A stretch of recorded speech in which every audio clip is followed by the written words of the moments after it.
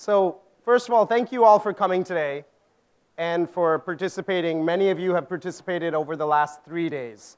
But more than the last 3 days, I think most of you in this room actually have been participating for a couple of years, if not many years, in the Dasra program.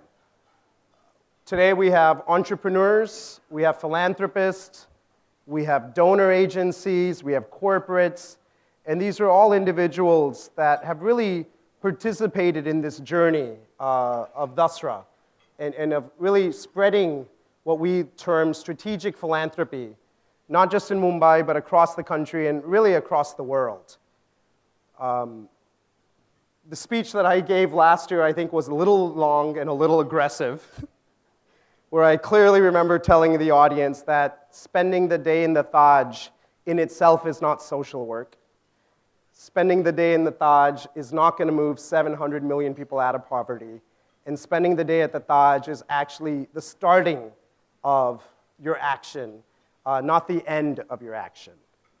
And I think with that in mind, I'm sort of going to continue on that path. And I guess there's 2 or 3 things I want to cover today. Number one, many of you in this audience have been able to amass great amounts of wealth. And you've done this by struggling. You have created some of the top businesses that exist in the country and in the world.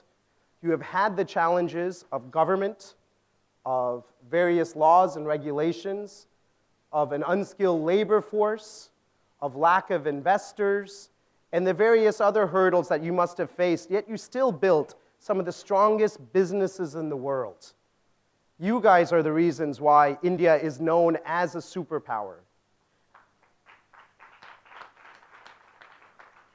In these last 3 days, and even some of the names that you see in terms of our supporters, whether it's the Piramals, the Godreges, L&T, Vodafone, Pidilite, these are companies that we all know, Marico Industries, and these are the skills that honestly the sector requires now, the NGO sector.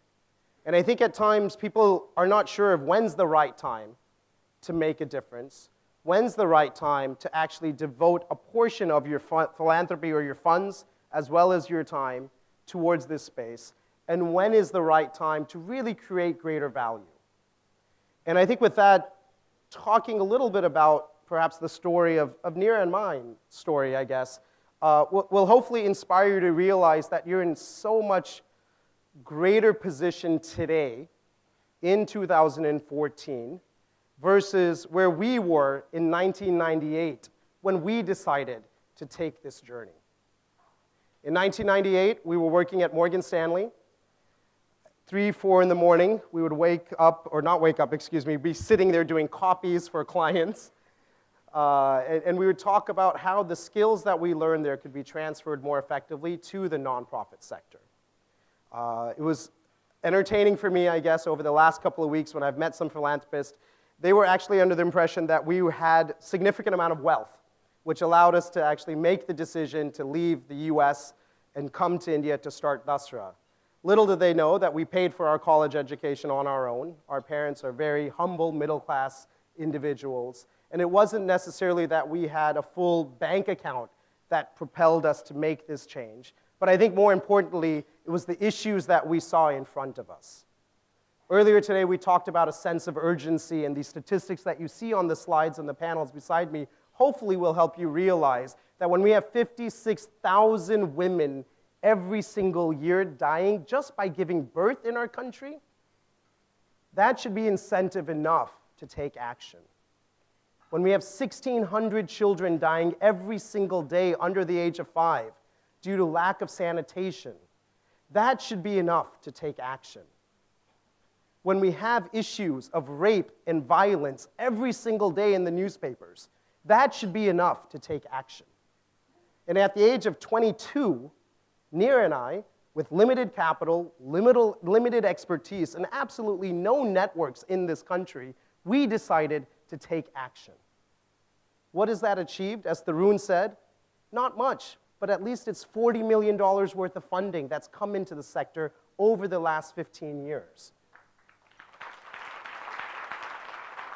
And the reason I bring that up is because we need to do so much more, But more importantly, now think about it in your context. Think about where you sit today in this country, the networks you have, the access of finance that you have, and the abilities you have to really change and move 700 million people out of poverty. It's in your hands. It's not about blaming governments. It's not about blaming politicians. It's not about blaming the CSR law. It's about realizing that the same intent you had to build your companies, if you bring that same dedication to the nonprofit sector, you will do significantly more than what Neera, I, and the 73 people on the Dasra team have been able to achieve. But you have to aspire to do more. You have to realize it's not about your 2 lakh, 5 lakh, 5 crore contribution. It is about building ecosystems, as the Bain report states.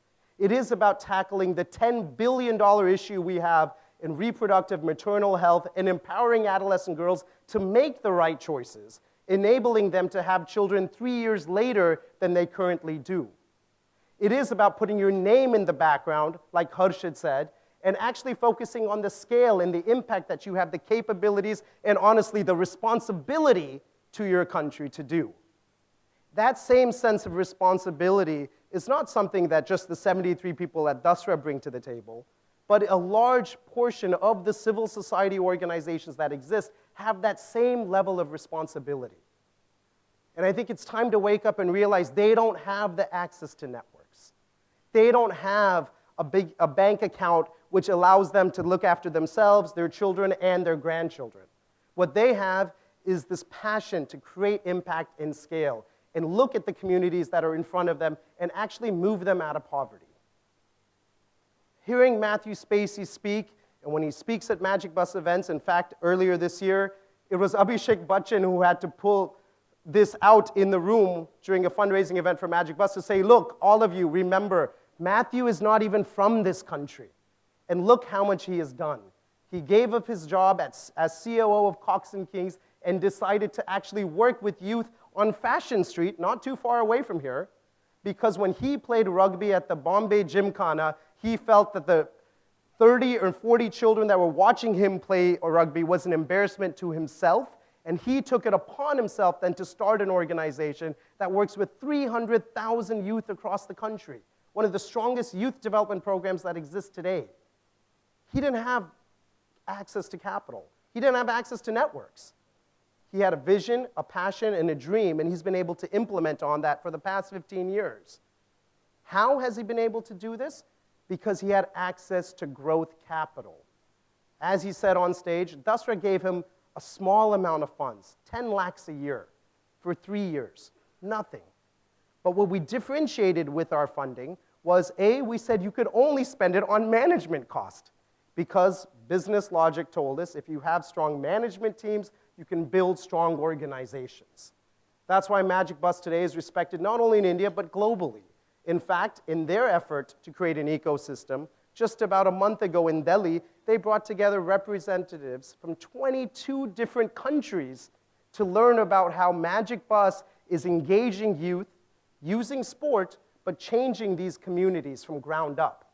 There were individuals from Palestine, individuals from Thailand, individuals from the US and Canada. This is the change that we're talking about. And you're not going to be able to do it if you focus on your name. You're not going to be able to do it if you focus on owning and operating everything you do. And you're not going to be able to do that if you do it alone. If I can get a show of hands, how many individuals in this room have ever invested in stocks or bonds?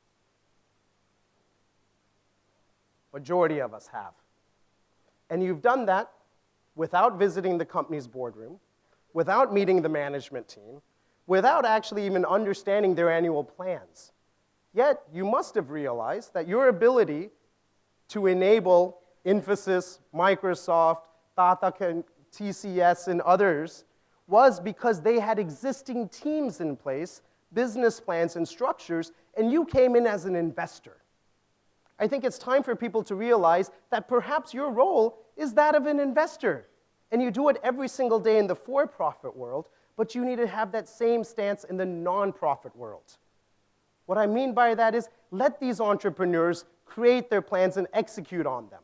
Don't try to go in and do it yourself. You invest in companies every single day because you know how hard it is to build your own companies from ground up. But when it comes to the NGO sector, for whatever reason, you belittle the fact and you think your passion in itself is enough to make you an expert on moving people out of poverty. I'm sorry to say this, but that's not a sign of expertise. A sign of expertise is, for example, with Muktangan, Liz, one of the founders, being a teacher for 30 years and then bringing those skills to the community. And in that approach and funding Muktangan and creating Muktangan, she also realized that she still is not the expert in working with the community, but more importantly, was getting women who lived in the same community where these children are educated and enabling them to grow and scale and create greater impact. That's the shift we all need to make. In no way am I saying that you shouldn't start your own initiative. All I'm saying is very quickly you'll realize that you will have greater impact to support existing initiatives that happen and exist in the country today. There's a lot of talk about the 3.3 million NGOs that we have.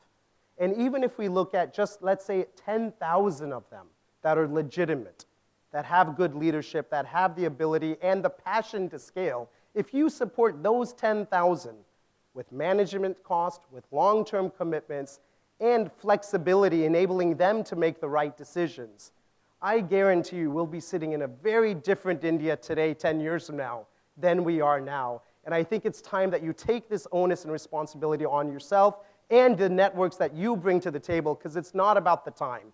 It's not about the money. It's not about limited access to resources. It's about the number of women and children that die every single day, and we need to stop that if we ever want to call ourselves a superpower. Thank you.